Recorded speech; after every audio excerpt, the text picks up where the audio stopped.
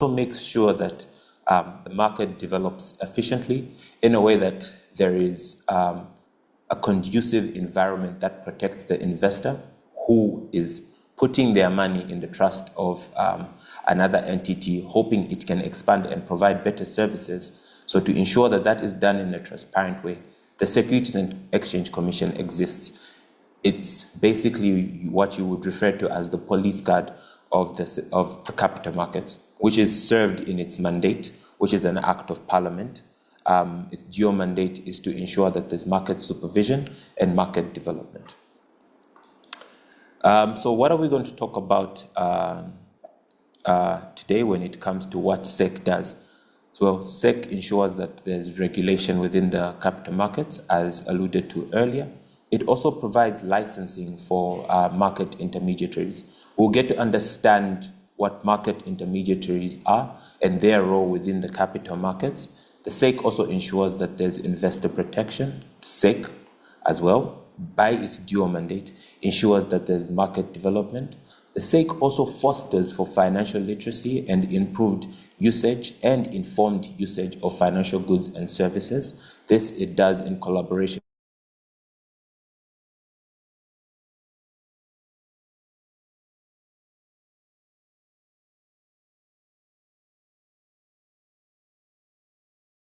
compliance with the law around the capital markets. This is just to ensure that trust is maintained within the capital markets, and those that commit crimes against investors are brought to the books. So the Securities and Exchange Commission is always at hand with that. So now, digging back to our previous conversation earlier, what are capital markets?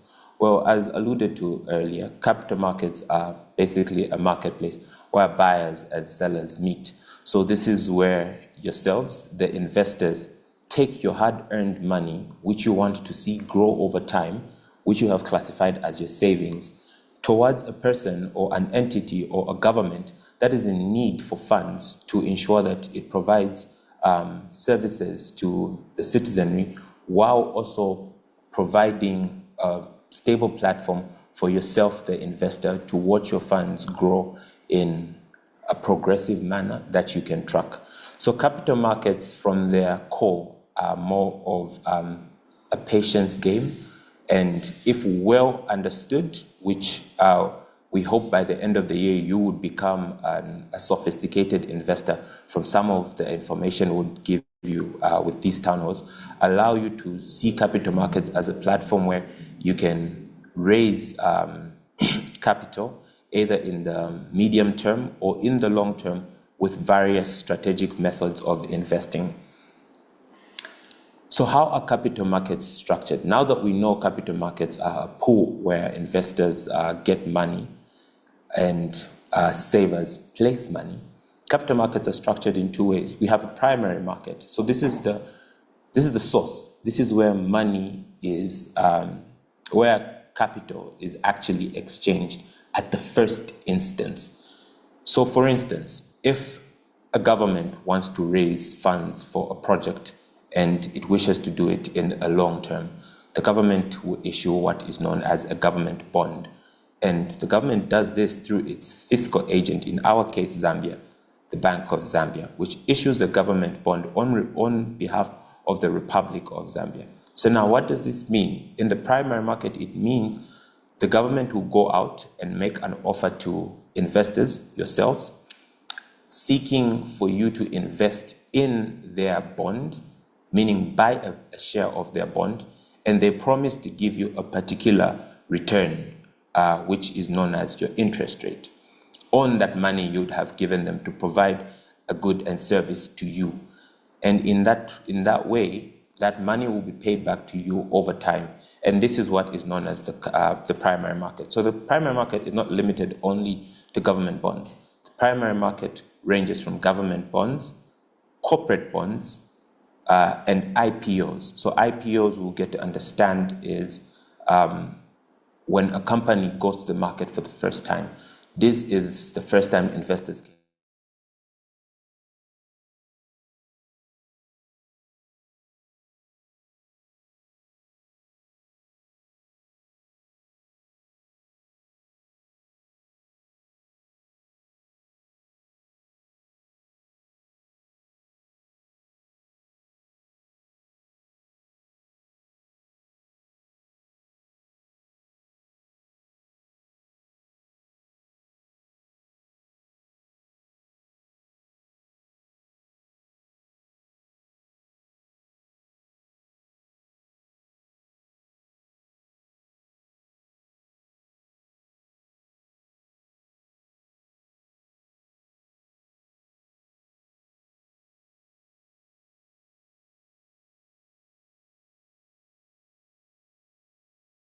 It does not go back to the government. It does not go back to whichever agency or institution or individual issued this instrument. These are funds that go between investors. So now the secondary market plays a critical role. It is a place where liquidity is created. So now the more you and I, you and your brothers, you and your sisters, you and your colleagues, you and probably people you do not know,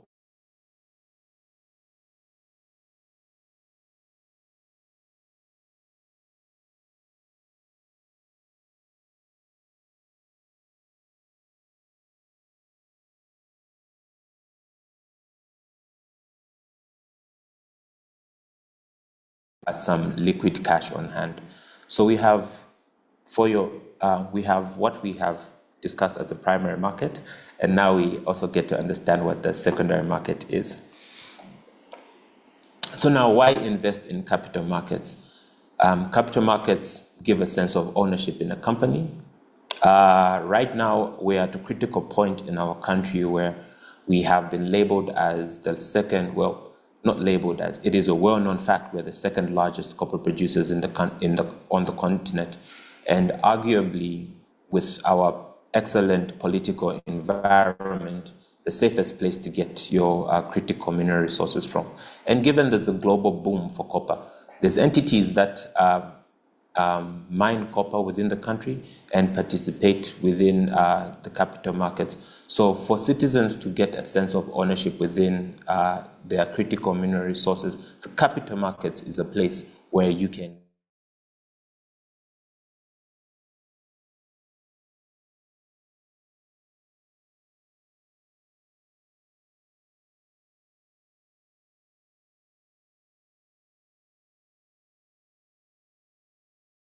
they can raise long-term capital, which allows them to free up their cash books from burdensome debts and focus on expansion. It is important as we go on that we ask yourselves as sophisticated investors to read a little bit more about what is happening within our Zambian context and what companies are doing. Then you get to understand some of the workabouts of how the capital market works and how these companies are actually growing as a result of capital markets. There's some entities, as we alluded to in our earlier session last month, that use the capital markets as a way of clearing its legacy debt, and then that allowed it now to expand more and employ more citizens, improve the quantities on copper production. So this is all as a result of using the capital markets as a way to raise capital as opposed to alternative capital raising ventures. Capital markets also, for sophisticated investors like yourselves, diversify your portfolio, not only limiting you to family-owned businesses, but also ensuring that you have locked your money away and it is evading the corrupting hands of inflation. Right now, inflation has significantly dropped, but however, it is always important that sophisticated investors like yourselves invest in instruments that ensure that their funds grow slowly, but in the long run are definitely guaranteed to provide a return. Capital markets lastly support businesses, both small and large, in raising capital for expansion. So now, given that background on what capital markets do, the hot topic right now, how do I invest in capital markets? So I'm going to give you a brief step-by-step guide as to how you can invest in capital markets, and then afterwards I'll point you to a direction in which you, I am sure by the end of this video, will keenly want to take a step to invest in capital markets and ensure that you have secured your own future. Okay, so step one, set your financial goals. What is your target? Before you jump and go to Chisokone, you definitely know what it is you want to do. Same thing with capital markets. Before you jump in and buy any form of capital market instrument, you want to understand what is it that my goal is. So if your goal is education for your children, is your goal retirement, is your goal to save up money to buy your first house? Right now, the levels of youth employment are, well, steadily on the rise. So there's quite the youthful force that's getting into employment. And at that critical stage they're in, the early stages, capital markets provide a platform where you can save money in a way that you can see it grow towards a deposit for your first house. Is it your first car you want to buy? Well, capital markets provide a platform where you don't have to go to a loan shark. You can see your own money grow for you while you just sit back and do your other business, right? So now, the first step is you get to set your financial goals. What is it I want to do? From the point you know what it is you want to do, you then understand what type of person you are. So because we're dealing with vast type of investors, we each differ from what type of investor we are. We need to understand our risk tolerance levels. So capital markets, because of their vast nature, like somewhere when you go to Sokone, right, you would know what type of capital you want to buy based on the particular taste it will give you. So now, with capital markets, you know what type of instrument you want to buy in the capital markets based on your risk level towards its reward. So there's always that risk-reward analysis that you need to do as a sophisticated investor. And as any investor in general, you need to understand what it is your risk appetite is. So capital markets provide bonds which in their nature are low risk, and, well, there's old adage that goes with low risk comes low reward. So capital markets are similar. The risk is low and the return is good enough to fight inflation, but it's not a get-rich-quick scheme. I think let's get that clear. There's a return, but it's not a get-rich-quick scheme. So it provides you security because the entity that is getting that money from you is going to pay it back in a structured plan and slowly. It as well comes with its own risks, and because it's low reward, the risks are minimal. Then we also have moderate investors. These are investors who decide to mix and match. You have your bonds, you have your equity, so you're playing it safe. You want to get the low risk, but then you also want to have the high rewards that come from company performance, which rewards in dividend payments, or you want to invest for capital gain. So you have your moderate type of investors. Then we have your aggressive investors. These are your go big or go home guys. They do not waste time. And some of you could be those go big or go home kind of investors. You are punchy with the capital markets. You get to understand quite well what is happening within the capital markets, and you read a lot about company performance. You invest sometimes for capital gain, and sometimes you go for high yielding investment packages. Again, it's not a scheme. It's not a Ponzi scheme. These investments grow over time. That's why we get to understand that capital markets are patient capital. It takes some time for your investment to materialize. So now, the third step is to learn the available investment instruments.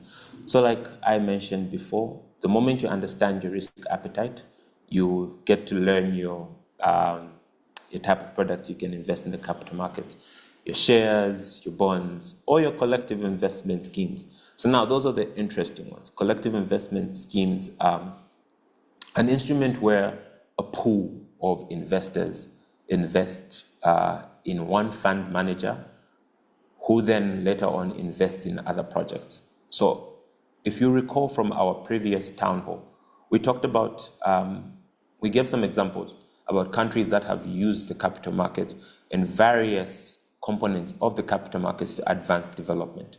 We take, for instance, if we may recall, Indonesia was a strategic example that was given. Indonesia deliberately created a government-backed collective investment scheme, which is a CIS, to fund infrastructure development projects within the economy. So now, listen to this.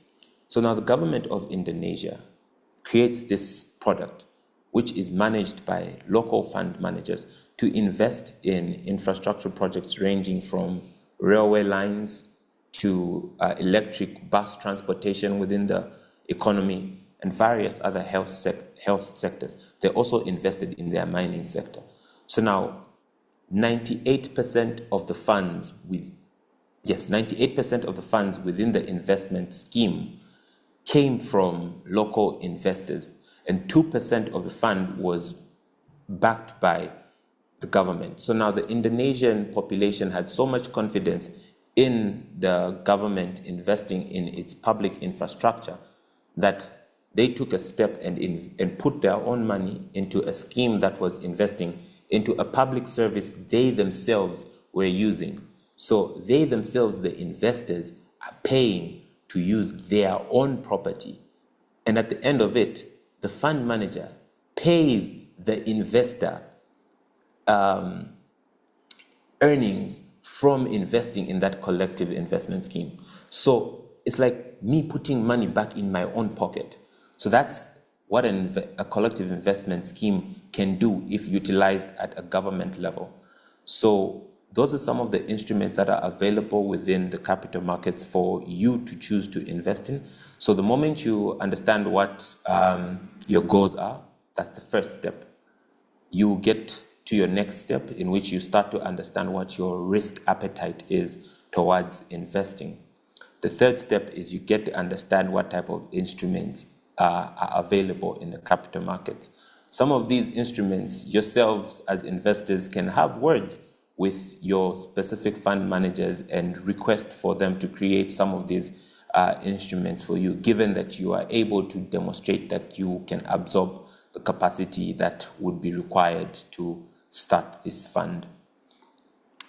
The fourth step is the one I just introduced now, getting to know who your fund manager is. And in this case, it could be a licensed, in this case, it is a licensed market intermediary. So now, previously, I mentioned our role as the Securities and Exchange Commission is to ensure that whoever provides a service within the capital markets, whoever interacts with you, the investor, is recognized by the Securities and Exchange Commission. Please take caution to never get investment advice from an individual that is not registered with the Securities and Exchange Commission. If they are going to ask you to put your funds in a particular investment instrument, the best thing you can do is ask them whether they are registered with the Securities and Exchange Commission. Because this is your hard-earned money, it is important to get such particular type of investment advice from a person who is well-informed in the field. Of late, we've had so many different type of complaints about people getting involved in investment schemes that don't make sense. I mean, let's be prudent, and as investors, we should always know that you can't grow a pig in 1 month.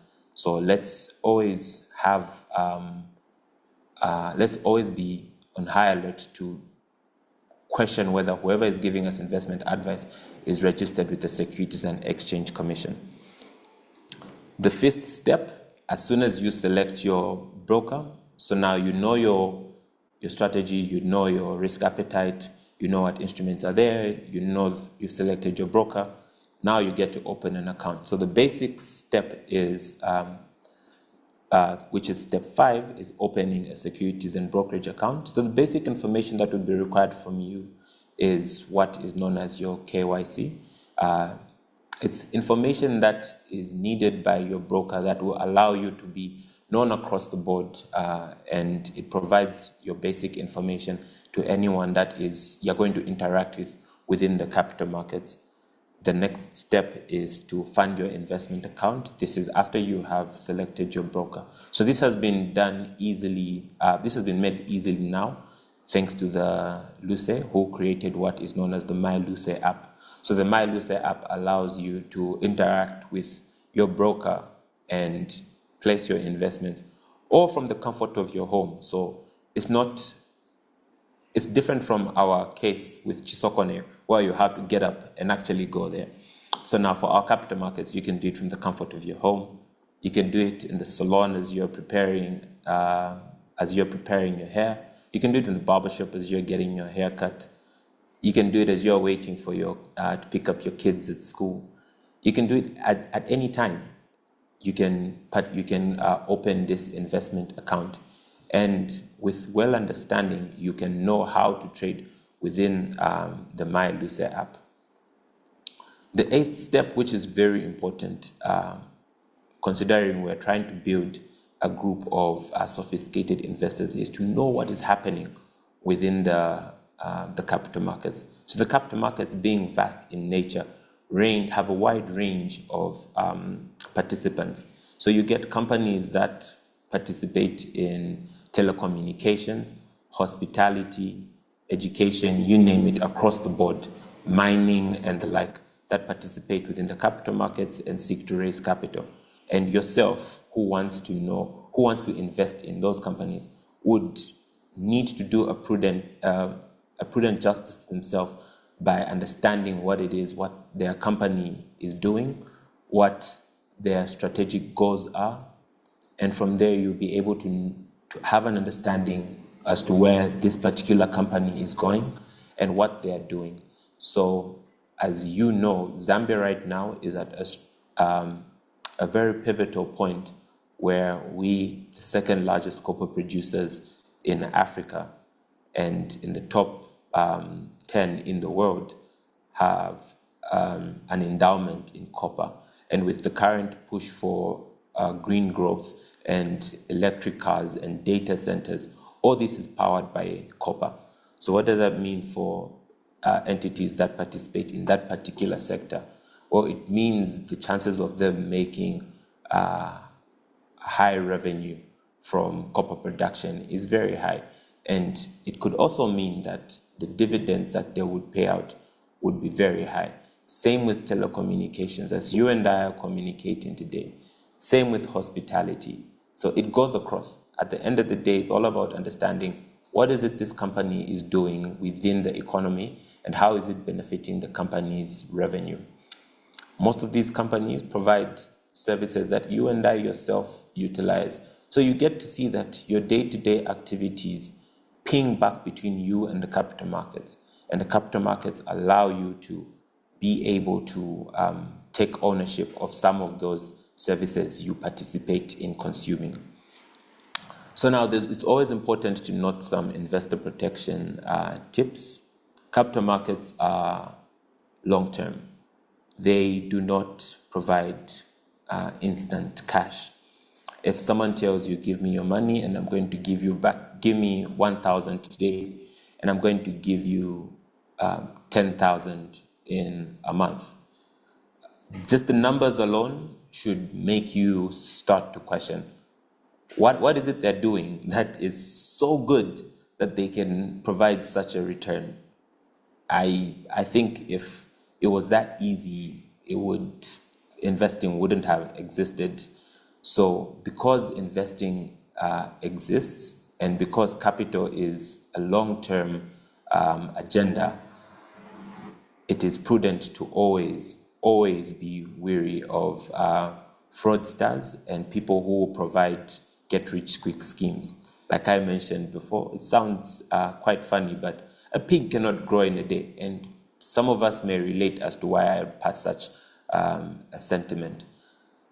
It's always also important to diversify your investment portfolio. You can invest in a family business, which is very good, and the proceeds from that business to protect them from misuse, mismanagement, theft, inflation. You could invest some of those proceeds into the capital markets, into consumable services that yourself consumes. So then you're just creating a wheel that allows you to benefit from yourself. I'll give you an example. If you owned 10% of Apple, for instance, and you own an iPhone, and I own an iPhone, you who owns 10% is way better off than me that actually owns an iPhone, because I could own an iPhone and look good, and you have a phone with buttons and not look the part. But then at the end of the day, me buying an iPhone makes you money who owns the company. So that's how capital markets work. It's more of taking ownership in a company. So it provides that room for you to diversify. Always important to ask as many questions. If a person is offering you investment advice, ask them 1,000 questions. There's no such thing as too many questions when it comes to your money. Always protect your money. Always be that investor that would always want to see their money put in a place that is safe. And the only way you would know whether that place is safe or not is to visit the Securities and Exchange Commission website. There you would get to see who is licensed by the Securities and Exchange Commission. We also regularly publish scammer awareness alerts. So this just allows you to know as an investor who to stay away from and who to engage when you want to raise capital from the capital markets. And always ensure that you read the documentation. Most of us just click terms and conditions. Yes, we accept. No, please. Let's ensure that we read terms and conditions, and everything in the long run pays away. The moment you start making decisions calculatedly, you then get to understand that you cannot grow a pig in 1 month. So for this year, with that brief understanding of what how to invest in the capital markets, this year's structure of town hall meetings ran from our first one in January, which we talked about the role of capital markets, and now today we have a step-by-step guide on how to invest in capital markets. Our next episode will be becoming a financial advisor, fund manager, broker, and dealer or transfer agent. So now, from your understanding of this particular session, you get to see that we don't only want to target yourselves as investors, we want to talk to those that are as well providing investment advice. It's very important that as you provide this advice, you are regulated by the exchange. So then what you'll be telling investors is information that is fit for purpose and cannot lead one to suffer devastating losses, because you'll be speaking from an informed point of view. It is always good to speak from a point of view that allows you to not mislead people, but speak from a point of view where you are learned in the particular field and know the risks and the benefits that come with various type of investments. The last bit is just to ask for everyone that provides some form of investment advice, please visit the Securities and Exchange Commission website. We have a guideline as to how you can become a financial investment advisor, a fund manager, and from that point you'll be able to learn what documentation it is you need to submit. Upon you submitting this documentation, you'll be given a clear guideline and well assisted to ensure that you become a licensed financial and investment advisor within the Zambian context. Thank you for your attention. We come to the end of our presentation. The table will now be open for questions, and I'll hand over to Sichone. Thank you very much.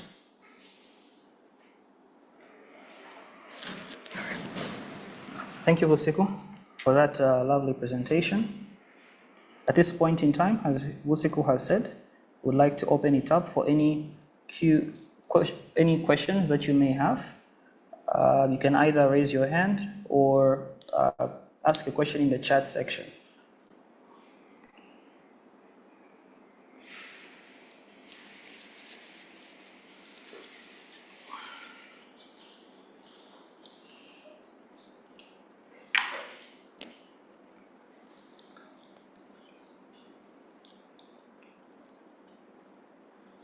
All right, we have a hand from Likezo Mboma.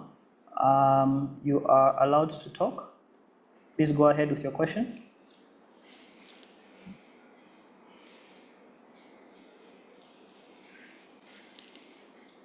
Likezo?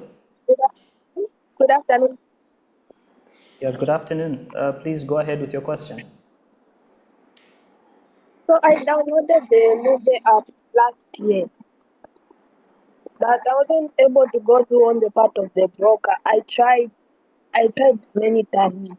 I even uninstalled it and installed it, but it didn't go through. So I don't know what to do.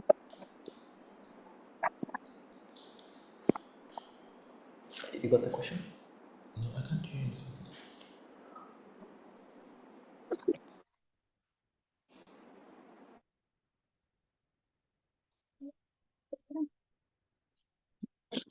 Hi, Likezo.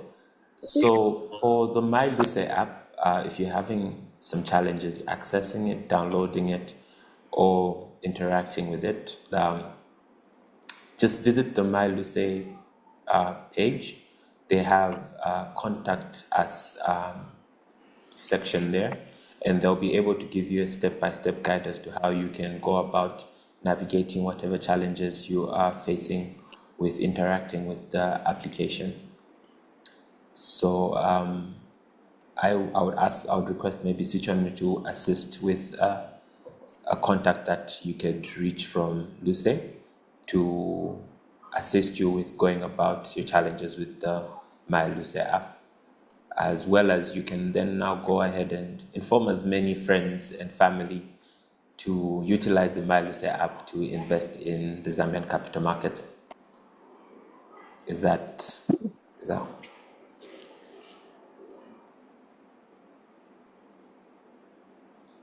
Did you hear the answer? Likezo? Yes, I got it. Thank you. All right, thanks. We have a question from Facebook. It reads, do you have to register with a broker or the Luce app? Or the Luce app helps you do that? Okay, so the My Luce app allows you to select a broker that you would want to be your market intermediary. Yeah, so all that can be done on the My Luce app. It's quite easy to use. I should believe their YouTube has a demo on how you can run through the My Luce app. If assistance is needed, I think as aided to Likezo, will be able to provide a contact person from Luce who will guide you through how you can go about setting up your account on My Luce.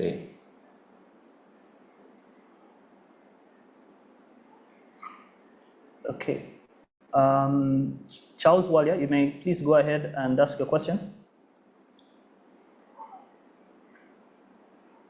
Good afternoon. Good afternoon, Charles. We can hear you. Okay, thank you. I wanted to ask, I understand mutual funds, like the asset management companies, are regulated by SEC. I was wondering, it's quite difficult sometimes trying to collect performance information. Why are they not, why haven't we made it an obligation for them to like publish their financials the way it is for listed companies on the Lusaka Stock Exchange? Maybe that could also extend to other financial institutions like banks. You know, banks take deposits, like fixed deposits. As a way of protecting investors, why don't we extend that obligation to publish financials to all institutions that have to deal with people's money? Thank you.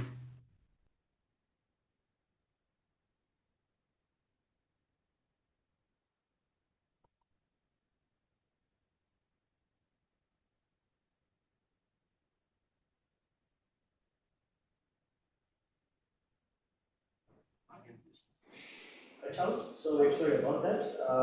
Hussein was not able to hear the question. Just kindly repeat the last part of your question, the last part? Thank you.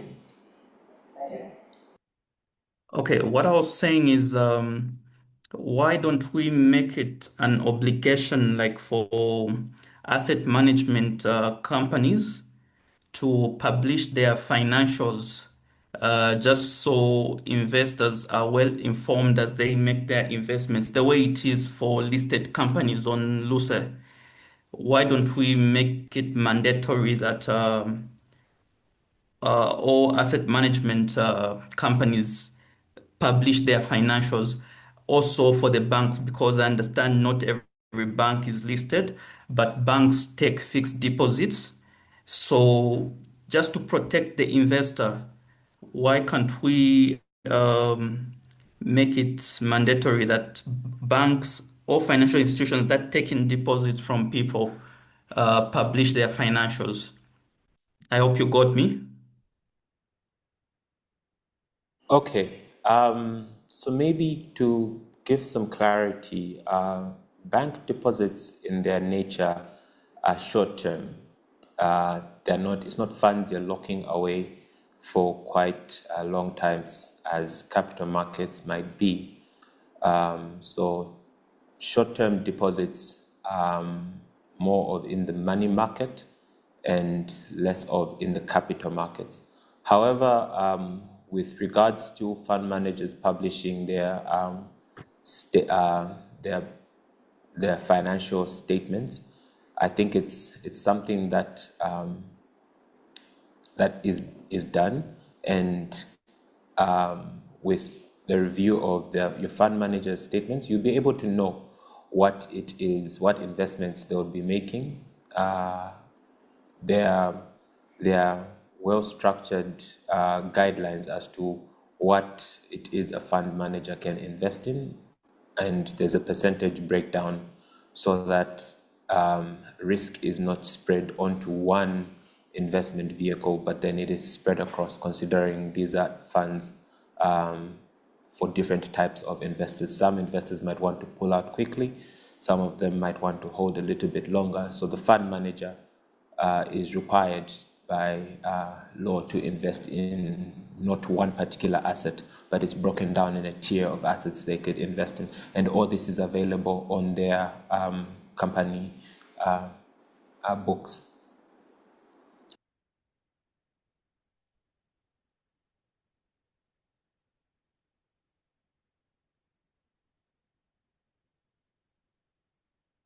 Response to Charles.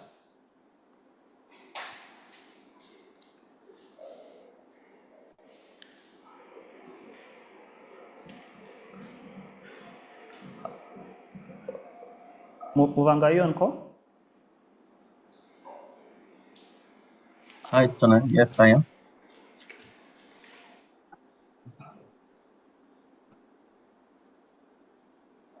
Muvanga, are you on call? Hi, Stone. Can you hear me? I can hear you.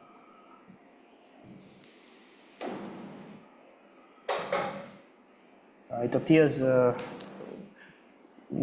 colleague is trying to unmute his mic. I can tell he's trying to unmute his mic, but it must be a technical challenge. Stone, I can hear you. Can you hear me?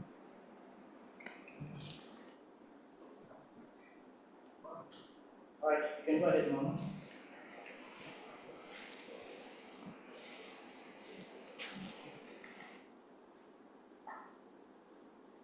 Stone, was there any particular question needing to be addressed?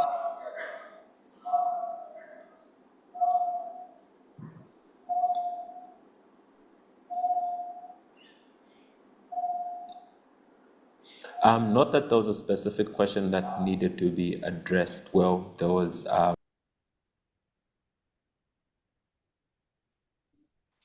his response that I could have left out to satisfactorily address his concern on publishing of financial statements by fund managers and the mandating of banks that take in short-term deposits to issue statements about their financial positions. If I think that was your concern, Charles, as to which I had addressed earlier. So if there's any information I could have omitted when addressing it, you may give your informed view on the topic. Okay, thank you. Maybe just to contribute towards your response. The Commission is current.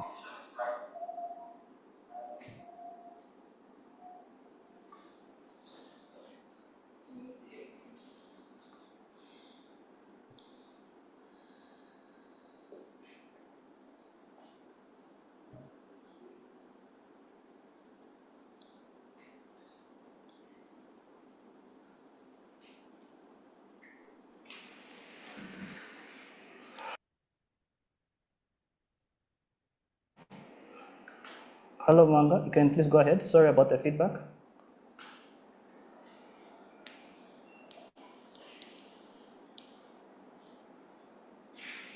It keeps muting itself.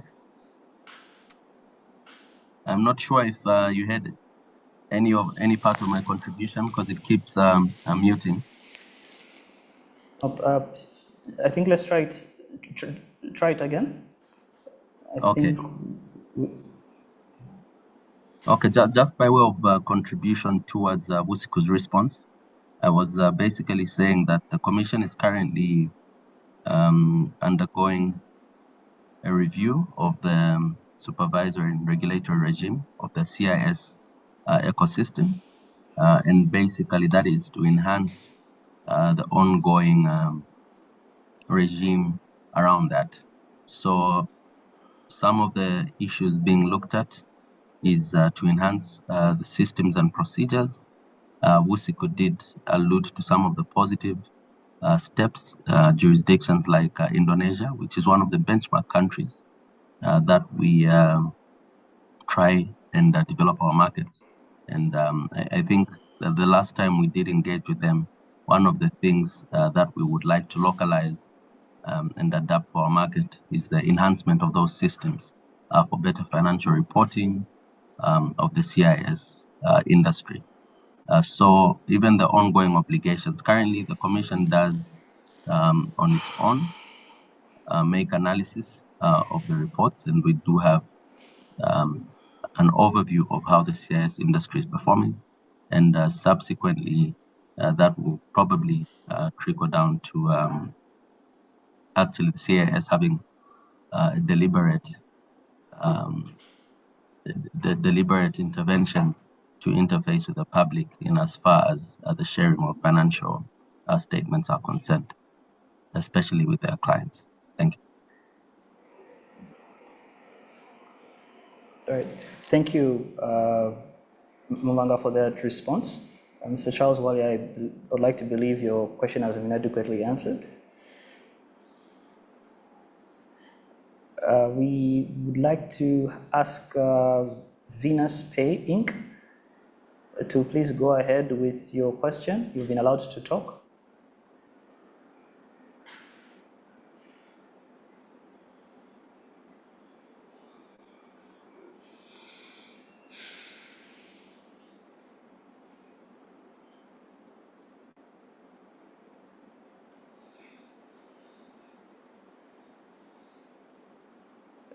Okay, while Venus Pay unmutes the mic, we shall refer to Mambo Malambo, who asks the question, why are some brokers available on the Luce app but not others? Okay. With regards to the availability of brokers on the Luce app, I believe that should be a decision between the broker and the buy Luce on whether they want to be onboarded onto the app for ease of access. Other than that, there's pretty much a business decision by the broker to participate through the MyLuce app. However, whether they participate through the MyLuce app or not, they will participate through Luce to buy shares on your behalf.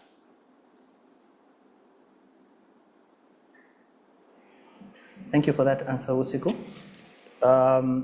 Would like to ask any other participant who has any question currently.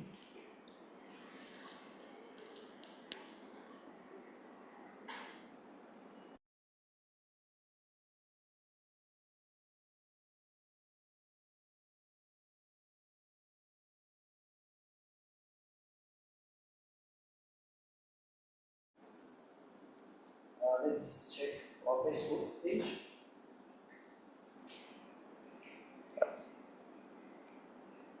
We have a question from Kaumba Kazila. How do I get hold of today's presentation? I think I can answer that. As you may be aware, whenever you join into this meeting, you give us your email address, and it is that same through that same email address that we shall share the presentation. So thank you for that question, Kaumba.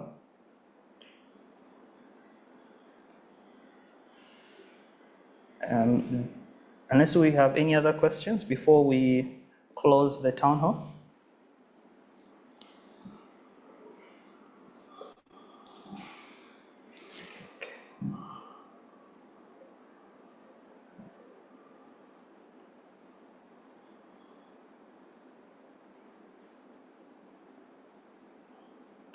Okay, it appears that we do not have any other questions with regards to the town hall.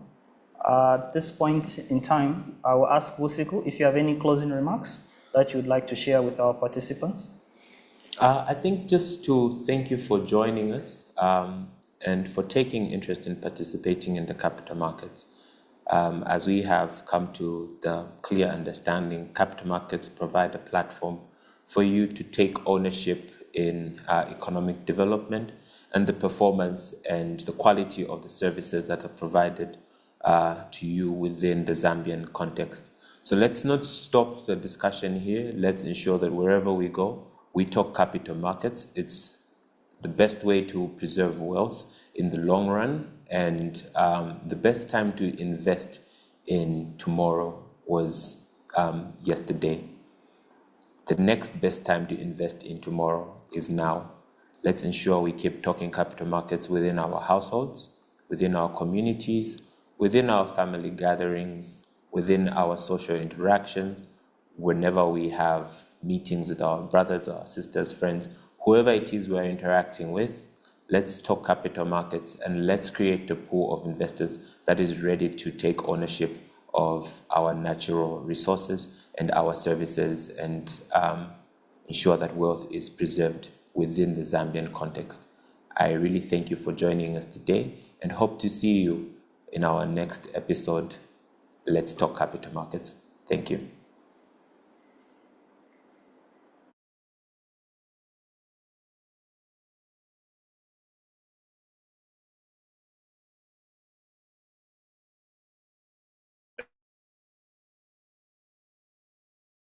Pensions and Insurance Authority and Securities and Exchange Commission.